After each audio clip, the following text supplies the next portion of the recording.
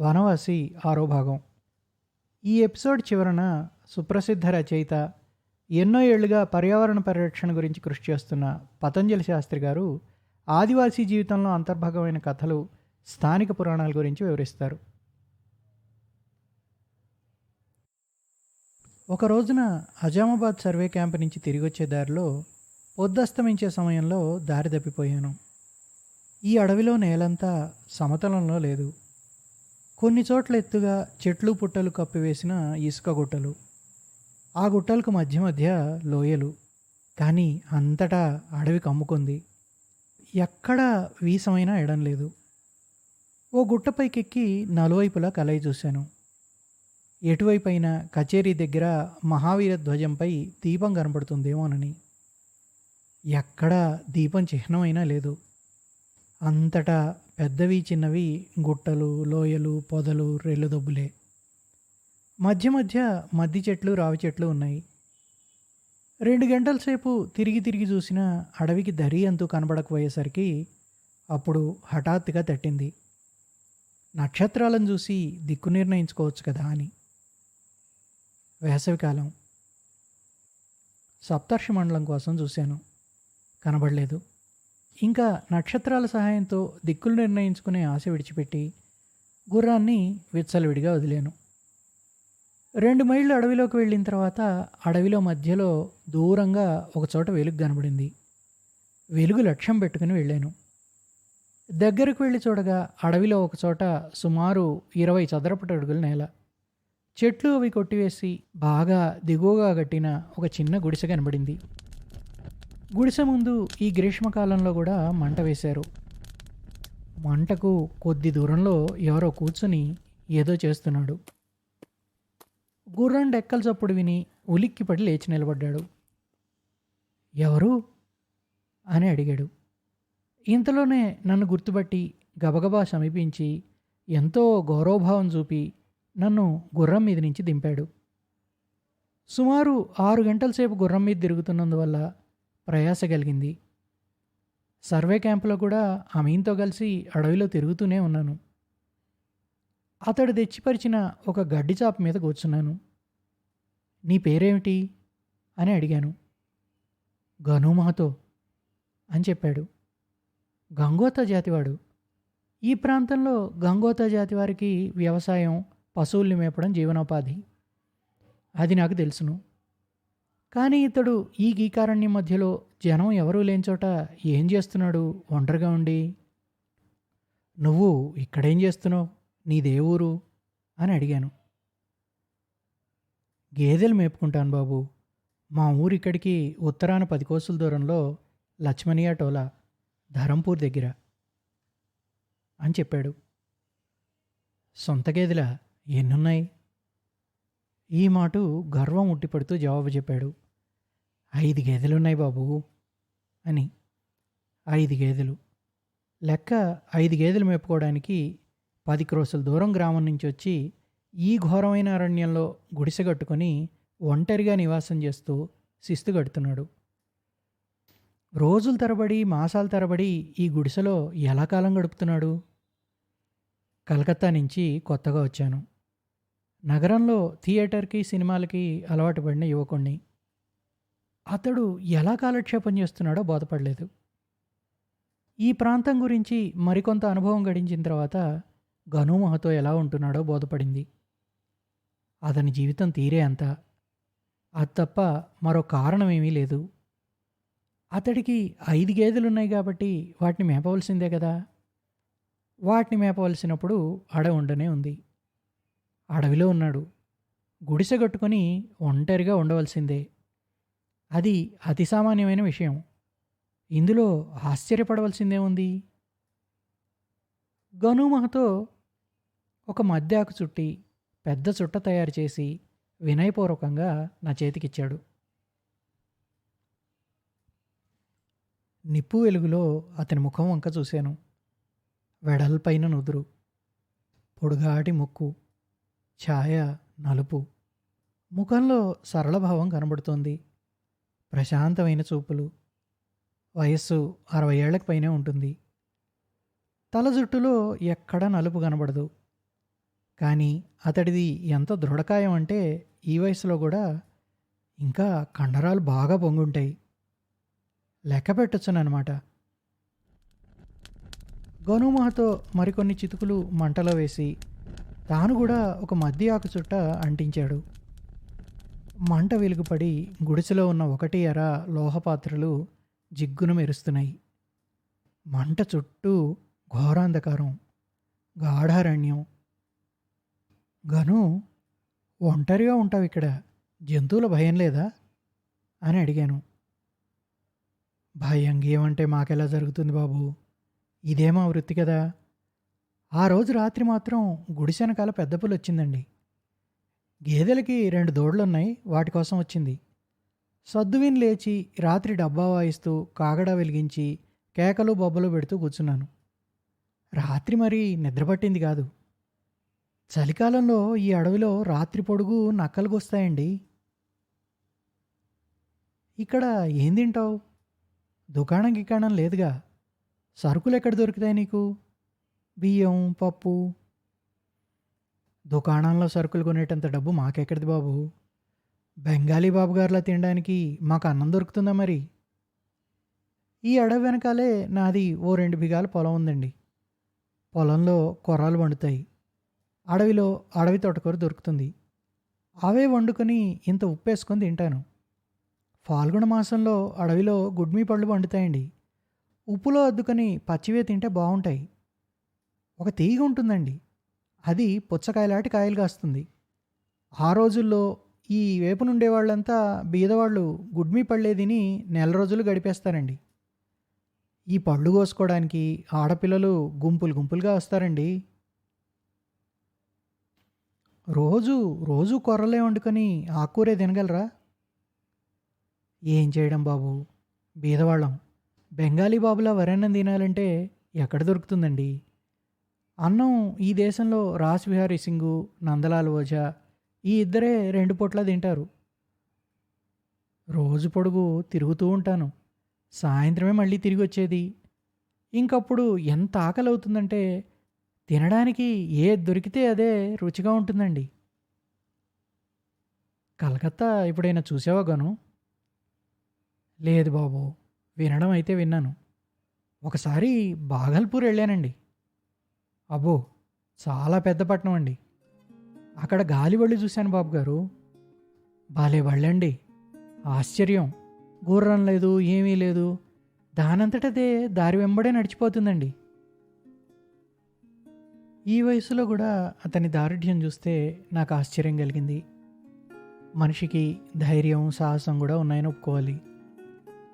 గనుమహతో జీవయాత్ర సాగించడానికి ఉన్న ఆధారం వల్ల ఆ కొద్ది గేదెలే.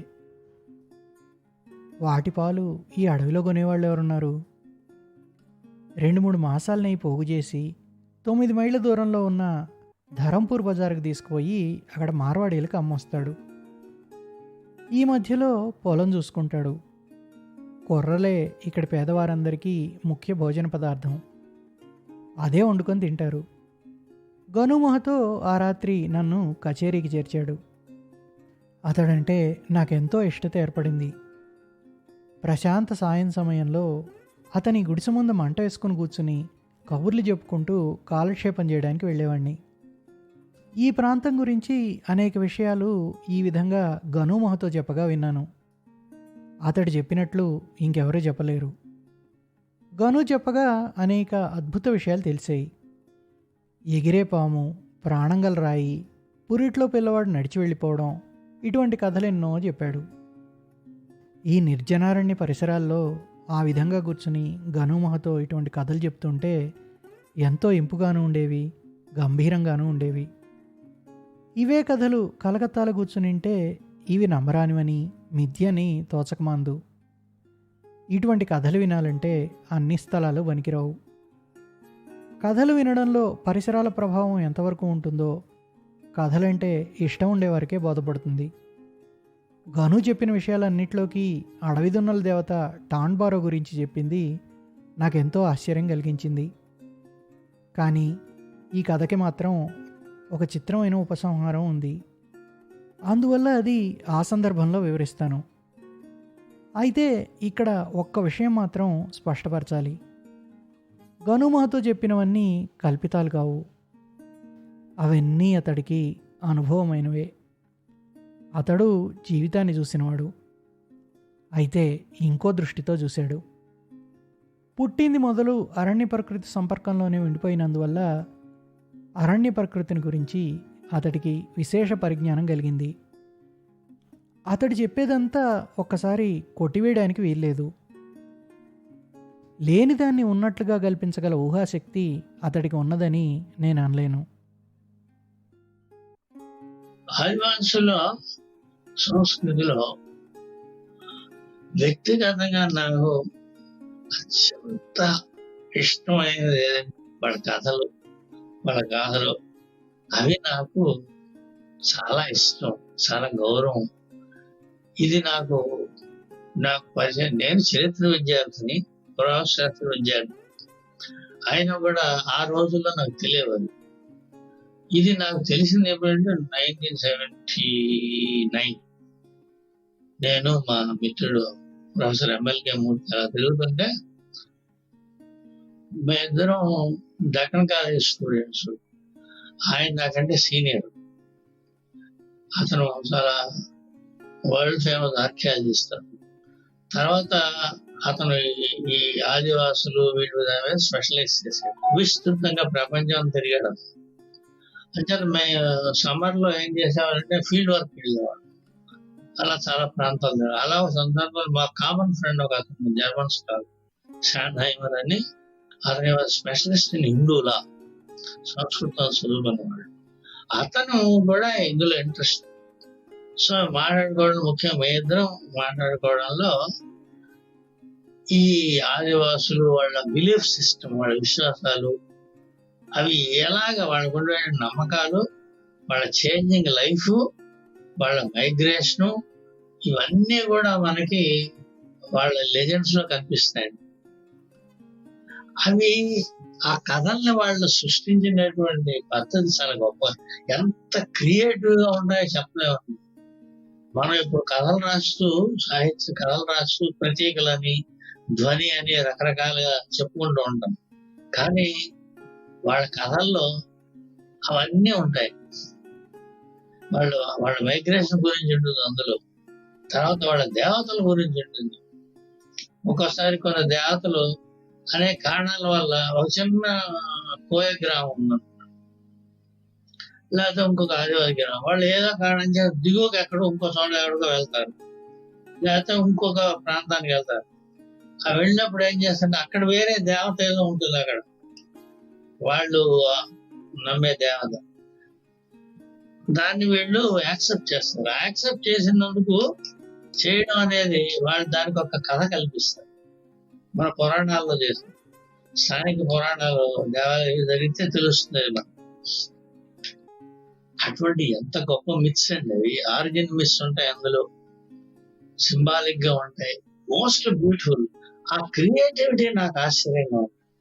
వాళ్ళ జీవితాల్లో సామూహికంగా వచ్చిన మార్పులు, మారిన విశ్వాసాలు, వీటినన్నీ సింబలైజ్ చేస్తూ వాళ్ళు ఈ మిస్ క్రియేట్ చేస్తారు. కథా రూపంలో, పాట రూపంలో కూడా ఉంటాయి. కథా రూపంలో బ్యూటిఫుల్ గా ఉంటాయి.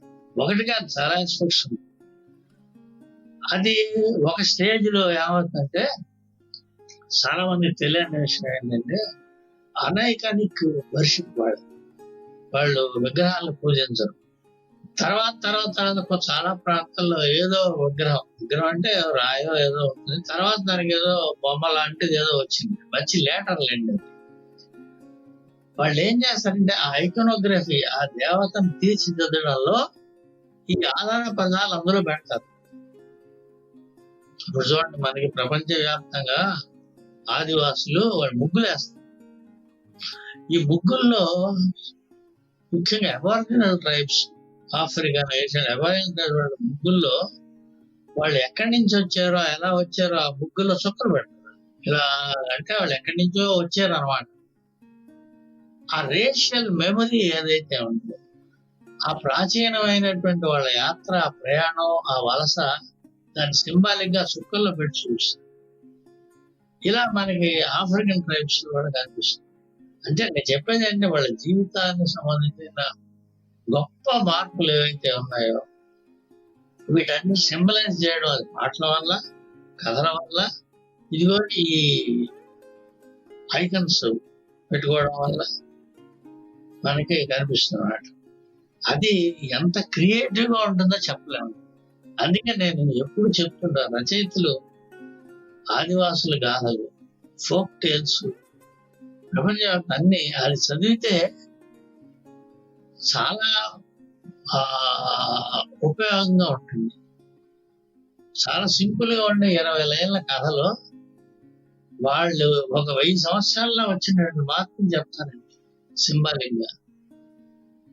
అది మనకి ప్రాచీన గాథలు కాదు. దానికి వీటిలో భారతంలో ఉండే ఉపకథలన్నీ అటువంటి సింబాలిక్, ఓరల్ మౌఖికమైన వాంగ్మూలాలు అన్ని సింబాలిక్, చాలా గొప్పగా ఉంటాయి.